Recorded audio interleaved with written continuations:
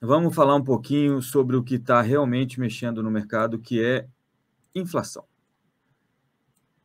E aí, amigos, a inflação da Inglaterra, vou até colocar aqui na tela para vocês darem uma olhada. A inflação na Inglaterra, que já vive toda aqui, deixa eu aumentar aqui. Onde é que eu faço isso?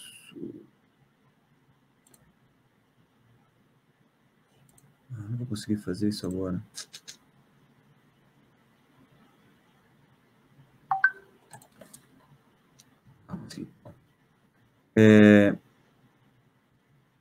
Inflação britânica, que é esse IPC aqui, que é o Índice de Preços ao Consumidor, subiu 0,5 no mês contra mês, né, agora em setembro, então setembro contra agosto, subiu 0,5 de um esperado de 0,4, e ano contra ano, e aí 12 meses acumulados, voltou a 10, acima, voltou a ficar acima de 10, né, 2 dígitos, a 10,1%, contra um 9,9% anterior e um 10% esperado, então acima do esperado, o que é muito ruim para a Inglaterra e aponta aí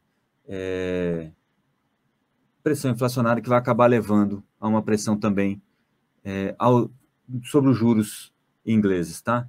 A inflação principal, né, é uma espécie de core inflation lá, que é que é a inflação excetuando-se aí os itens mais voláteis, 6,5 estão também apresentando aceleração depois de 6,3 no mês anterior. A Europa, a zona do euro também soltou dados de inflação, aí um pouquinho abaixo do esperado, né? Esperado para 12 meses era de 10%, mas veio 9,9%, mas acelerando dos 9,1% anteriores e também bem pertinho aí dos 2 dígitos. No mês contra mês ficou exatamente no mesmo lugar que estava antes, no mês anterior, e no core inflation, aí o núcleo de inflação, lembrei a palavra, 4,8% no núcleo de inflação. Beleza? Deixa eu só voltar aqui, porque tem mais bom dias. Então, aqui, ó. Ih, rapaz, agora apareceu um monte. Eu não vou conseguir falar todo mundo, mas Gilmar, Letícia, Renato, Massanobo, Rita Balbi, Ricardo, Regina, bom dia para todo mundo. Mas falando de inflação, vamos falar um pouquinho. Eu queria mostrar uma matéria que a gente colocou ontem. Você consegue colocar aí, Joelton? Que era um levantamento da Austin Ratings, se não me falha a memória, e que indicava o Brasil como com a quarta menor inflação no ano, se você colocar aí todo o G20. Então, se você comparar o Brasil com as 20 principais economias do mundo, o Brasil está aí com a quarta menor inflação. Japão, Arábia Saudita e China são os 3 que estão na nossa frente aí no que diz respeito à inflação mais baixa, né? Do outro lado, na outra ponta, se o Jota puder descer aí, a gente vai ver que estão Argentina e Turquia, 52,4% acumulado neste ano para a Turquia e 66,1% na Argentina, e Austrália, 12,2%. Rússia é a quarta colocada aí, e Alemanha, a quinta colocada. Eu preparei um gráfico aqui para a gente dar uma olhada nessa inflação de início de ano. Isso aqui é o acumulado de 12 meses para cada mês, tá, gente? E aí vocês vão ver o seguinte, essa linha laranja aqui é o Brasil, que começou com uma inflação próximo de 10%, chegou a 12%, aliás, chegou a 11%, e hoje está em 7%, um pouquinho abaixo aliás, 7,17% neste início de ano, tá? Nesses primeiros meses.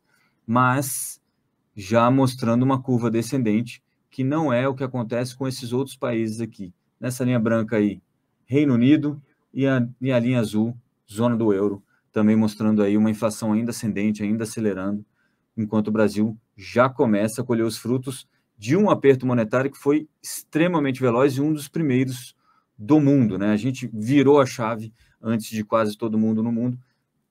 Isso vai até provavelmente levar aí o Roberto Campos Neto a ser escolhido novamente como o banqueiro central do ano, né? Uma espécie de Oscar para banqueiro central. As coisas estão meio mudadas nesse planeta.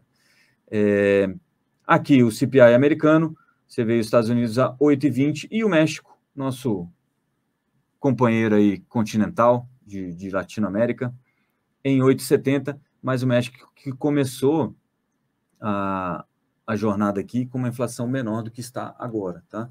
Então, desse pessoal aí, e lá no G20, pouca gente está no momento inflacionário que nós estamos vivendo, de um ciclo já estável de juros, né? Mais provável, inclusive, que a gente comece a ter redução de juros lá para o primeiro semestre de 2023, o mercado aí apostando mais para o final do primeiro semestre de 2023, e quando os juros reduzem, quando se reduz os juros, as pessoas tendem a consumir mais, então você provavelmente pode acelerar um pouquinho mais a nossa recuperação econômica.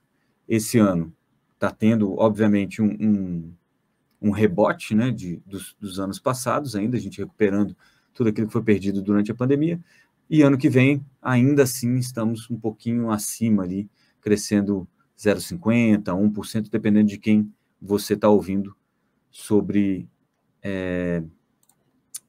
inflação por aí. Mas, basicamente, estamos na vanguarda aí da política monetária, pelo menos nesse ano, e a nossa inflação já sendo uma das menores entre o G20. E aí, lembrando que a Arábia Saudita, só para constar aqui como curiosidade, a Arábia Saudita, segundo o presidente sul-africano, inclusive pediu para ser incluída nos BRICS, né, que são Brasil, Rússia, Índia, China e África do Sul. É um bloco de emergentes que, alguns anos atrás, era uma grande promessa para a economia mundial. Pode ser que, depois dessa pandemia, a gente se ajeite um pouquinho melhor para poder colher esse futuro que a gente espera há tanto tempo, né?